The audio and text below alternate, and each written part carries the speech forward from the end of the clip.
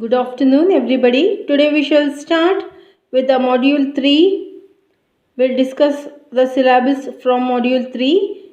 That module 3 deals with optical sources.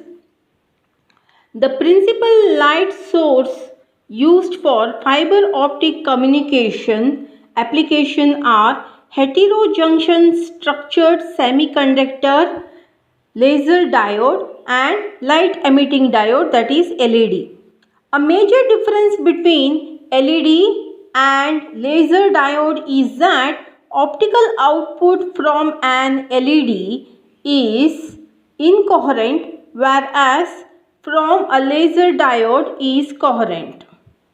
In an coherent source, the optical energy is produced in an optical resonant cavity. The optical energy released from this cavity has spatial and temporal coherence, which means it is highly monochromatic, and output beam is very directional. In an incoherent LED source, no optical cavity exists for wavelength selectivity. The output radiation has a broad spectral width since the emitted photon energy range over the energy distribution of the recombination of electrons and holes, which usually lies between 1 and 2 kBt, where kB is the Boltzmann's constant and T is the absolute temperature at the PN junction. In choosing the optical source which is compatible with the optical waveguide, various characteristics of the fiber such as its geometry, its attenuation as a function of wavelength, its group delay distortion and its modal characteristics must be taken into account. Energy band. Next topic is on energy band. Semiconductor material have conduction properties that lie somewhere between that of metal and insulator. As an example material, we consider silicon, which is located in the fourth column of the periodic table of elements. A silicon atom has 4 electrons in its outer shell, by which it makes covalent bond with its neighboring atoms in a crystal. Such outer shell electrons are called valence electrons.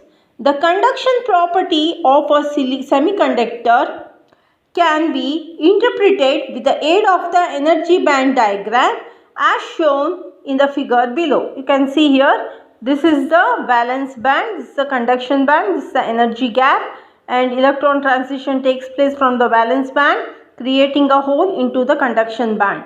And this is how it looks. This is the energy gap Eg, which is equal to Ec minus Ev. This is Ec, this is Ev.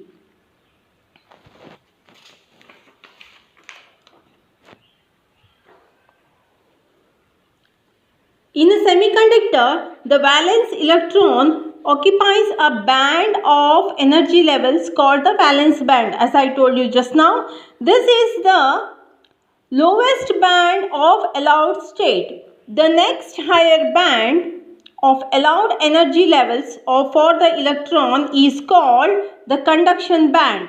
In a pure crystal at lower temperatures, the conduction band is completely empty of electrons and the valence band is completely full. These two bands are separated by an energy gap or band gap in which no energy level exists.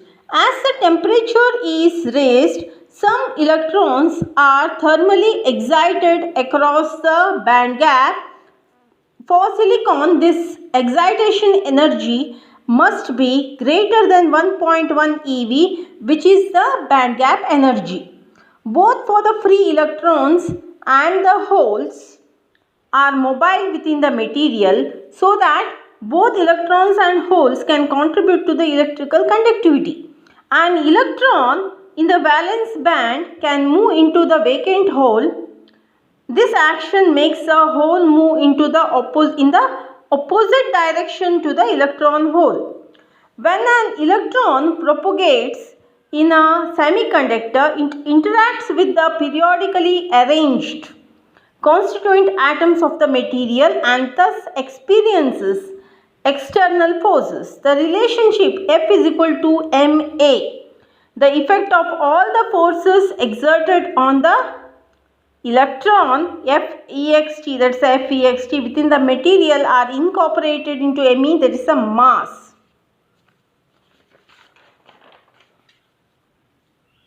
The concentration of electrons and holes is known as intrinsic carrier concentration, represented by Ni. For a perfect material with no imperfection, or you can say impurity, it is given by N is equal to P is equal to Ni K exponential of minus Eg by 2 kBt, where K is a constant given by 2 into 2 pi kB T by h square raised to 3 by 2 into me into mh raised to 3 by 4, where K is a constant, that is the characteristics of the material. Here T is the temperature in degrees Kelvin, and Kb is the Boltzmann constant, h is the Planck's constant, me, mh are the effective masses of electrons and holes respectively. The conduction can be greatly increased in the semiconductor by adding traces of impurity from the group phi, such as elements such as PASSB. The process is called doping, and the doped semiconductor is called extrinsic material. These elements have 5 electrons in the outer shell, this impurity elements. When they replace a silicon atom, 4 electrons are used for covalent bonding, and the 5th is loosely bound electron which is available for conduction.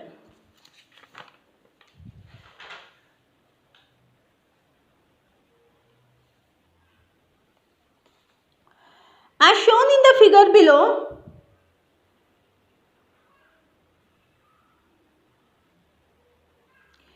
this gives rise to an occupied level just above the conduction band called the donor level. You can see a donor level just below the conduction band. A donor level is created.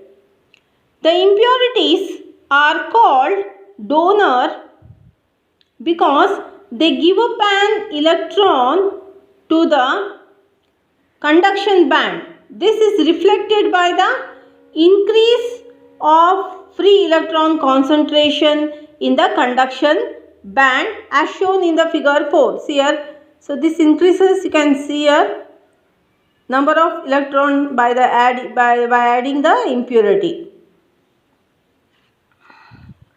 Since in this type of material the current is carried by electron, it is called as N-type material.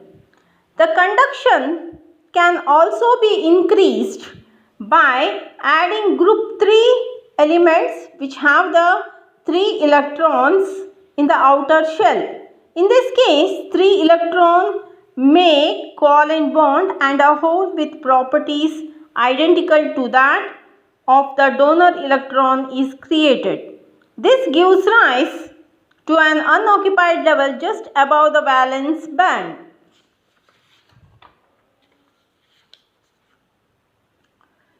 Conduction occurs when electrons are excited from the valence band to the acceptor level. As I told you, one level is formed just below the valence band.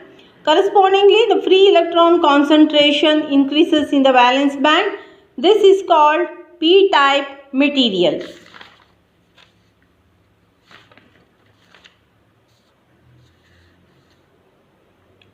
The next topic is on intrinsic and extrinsic material.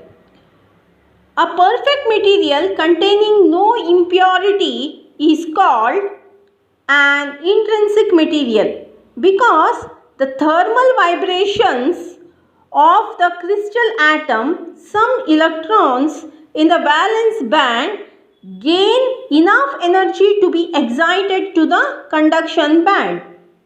This thermal generation process produces free electrons hole pair. Since every electron that moves in the conduction band leaves behind a hole, thus for a intrinsic material the number of electrons and holes are both equal to the intrinsic carrier density. In the opposite recombination process, a free electron releases its energy and drops into the free hole in the valence band. For an extrinsic semiconductor, the increase of one type of carrier reduces the number of the other type. In this case, the product of the two types of carrier remain constant at a given temperature. This gives rise to the mass action law, that is Pn is equal to Ni square.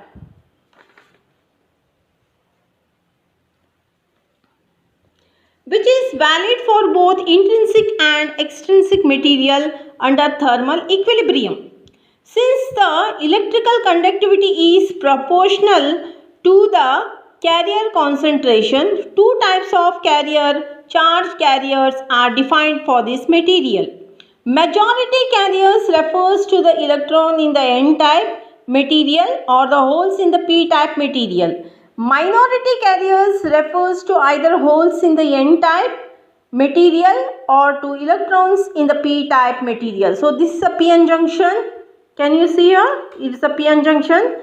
Diode, unbiased and biased. Biased means applying the voltage source. Can you see the barrier potential here, which causes a depletion region?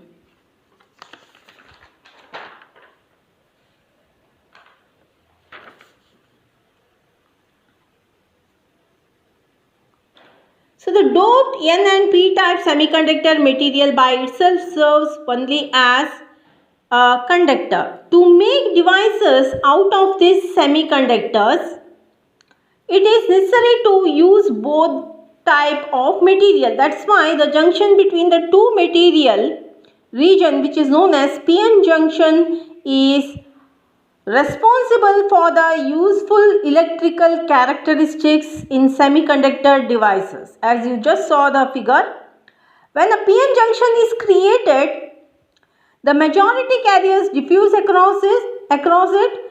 This causes electrons to fill holes in the p side of the junction, causes holes to appear on the n side. As a result, an electric field appears across the junction.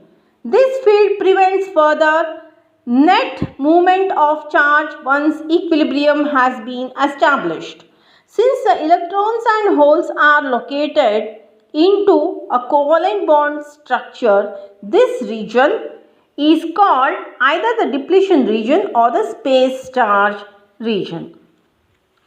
When external battery is connected to the p-n junction with its positive terminal connected to the n-type material and negative terminal to the p-type material, the junction is said to be reverse biased. As a result of which, that's a reverse bias, the width of the depletion region will increase on both the n and p side.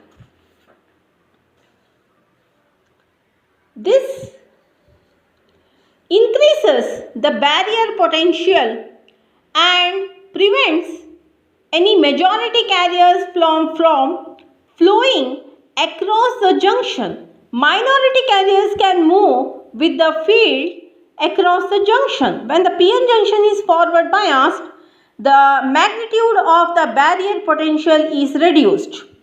Conduction band electrons in the n side and valence band holes in the p side are therefore allowed to diffuse across the junction. Once across, they significantly increase the minority carrier concentration and the excess carriers then recombine with the oppositely charged majority carriers. The recombination of excess minority carriers is a mechanism by which optical radiation is generated. So after knowing about the intrinsic and extrinsic semiconductor and working of the PN junction diode, both forward and reverse bias, we shall go to different types of band gaps. Direct and indirect band gap is the next topic. Semiconductors are classified as either direct band gap or indirect band gap materials depending on the shape of the band gap as a function of momentum K. So this is the figure. It's a conduction band, it's a valence band, and the electron transition takes place from the conduction band to the valence band with the emission of a photon of energy hv is equal to E direct, where E direct is nothing but the direct band gap energy.